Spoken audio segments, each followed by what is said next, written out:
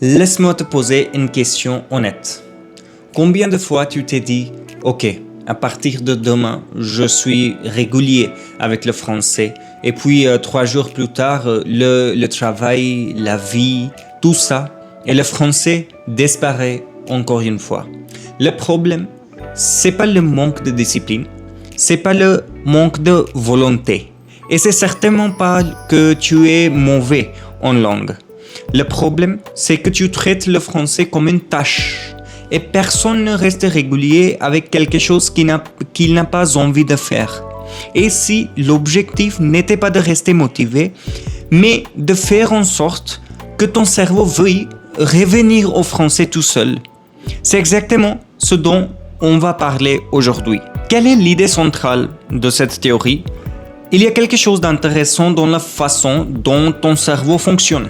Tu n'as jamais besoin de motivation pour regarder ton téléphone.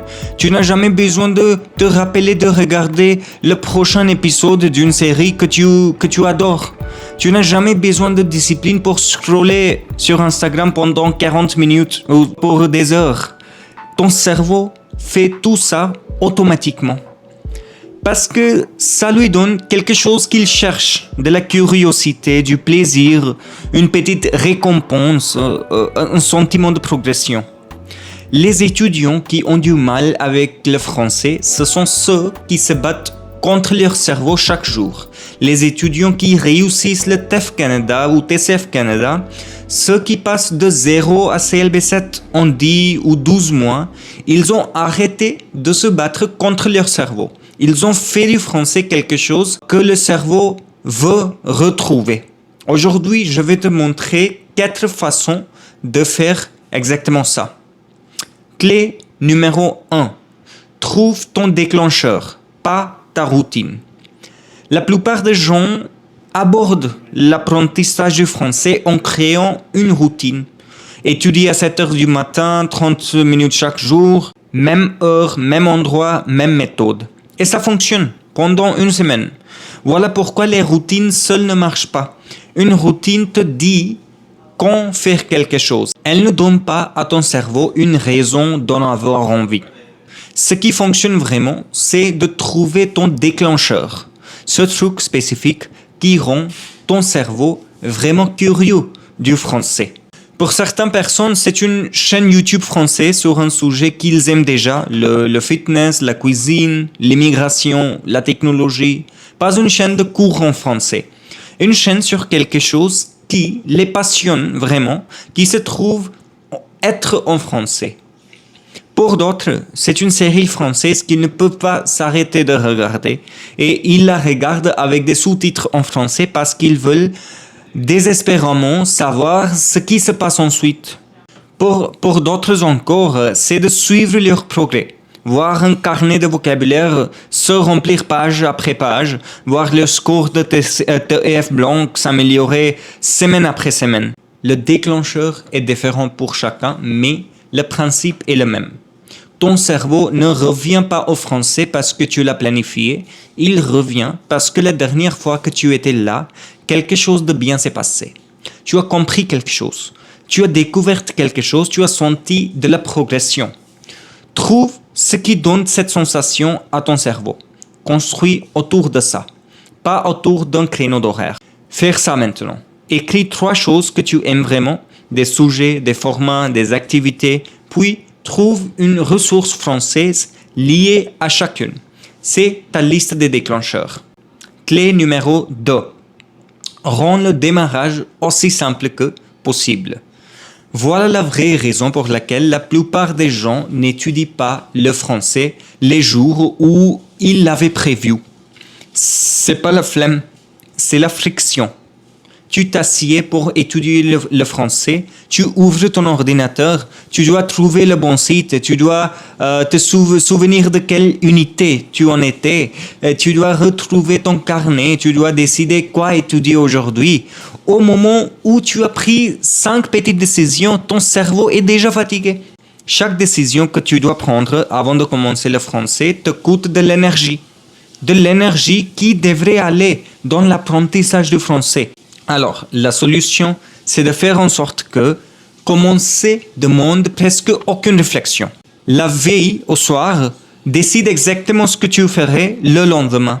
Une chose spécifique, pas étudier le français, quelque chose comme écouter 10 minutes de RFI français facile, l'épisode de lundi, ou faire la leçon 2 de l'unité 3, ou pratiquer la partie B de l'expression orale sur le thème de la technologie. Ensuite, rends-le physiquement facile d'accès. Ajoute le podcast à l'écran d'accueil de ton téléphone.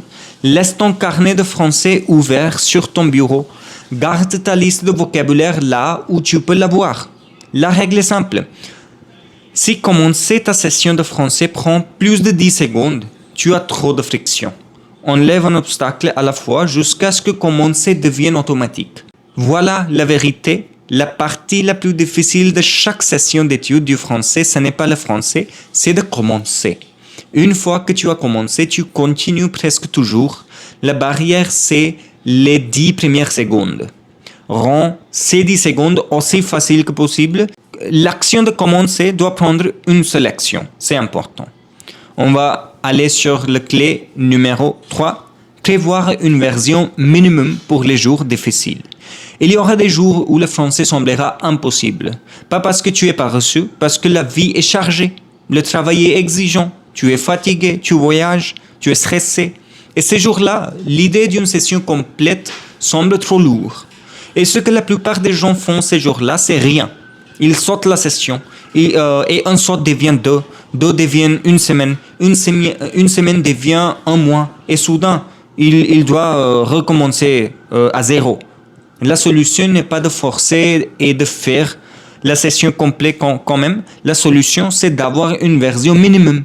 La plus petite activité française possible qui garde l'habitude vivante les jours difficiles. Pour moi, la version minimum, c'est ça.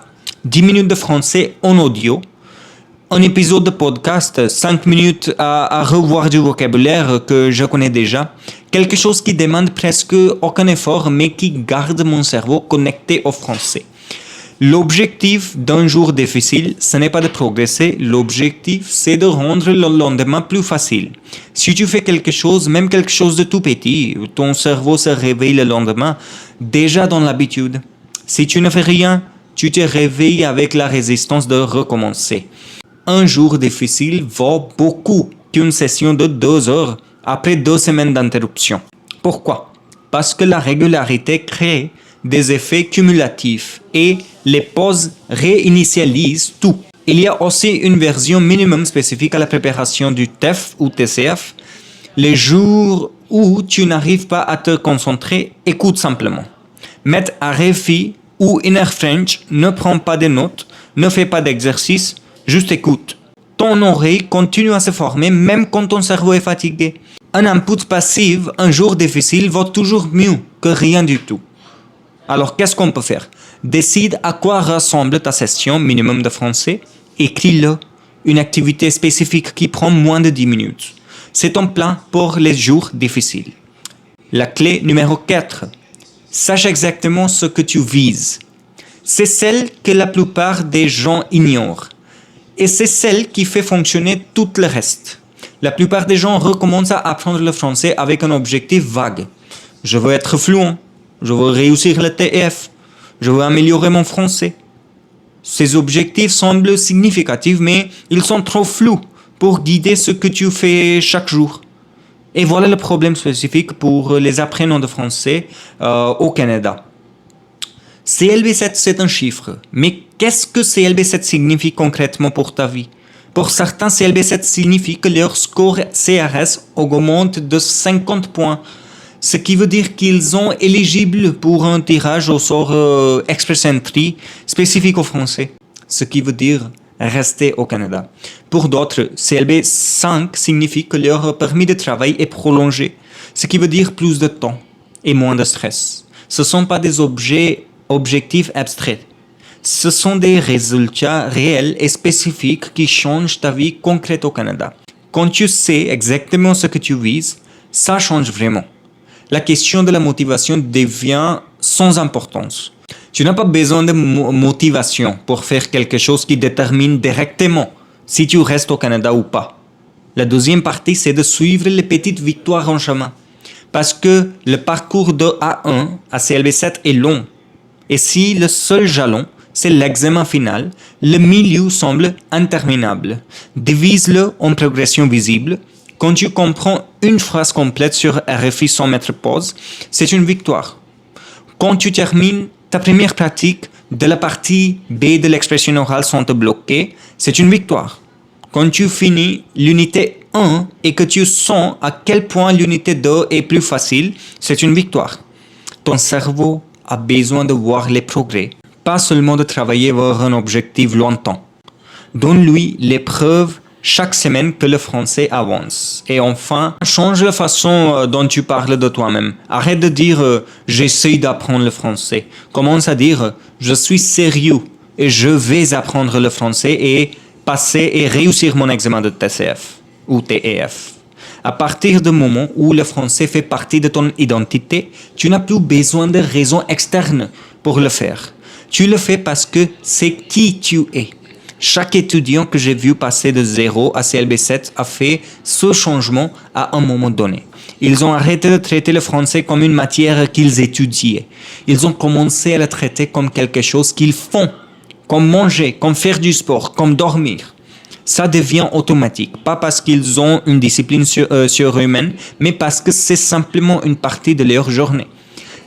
Qu'est-ce qu'on peut faire maintenant? Écris en une seule phrase ce que CLB7 ou 5 signifie spécifiquement pour ta vie au Canada. Pas pour le français en général, pour ta vie. Lis-la chaque matin avant d'étudier. Alors, en conclusion, arrête d'essayer de rester motivé avec le français. La motivation s'épuise. Elle s'épuise toujours. À la place, trouve ton déclencheur français. Rends le démarrage sans friction. Prévois une version minimum pour les jours difficiles et sache exactement ce que tu vises. Quand tu fais ces 4 choses, tu arrêtes de te battre contre toi-même chaque jour. Le français cesse d'être une tâche que tu dois te forcer à faire et il commence à devenir quelque chose que ton cerveau retrouve tout seul. C'est là que les vrais progrès commencent. Alors écris ton objectif CLB en commentaire 5 ou 7 et dis-moi où tu en es maintenant. Je lis tous les commentaires. Alors à bientôt dans la prochaine vidéo. Merci.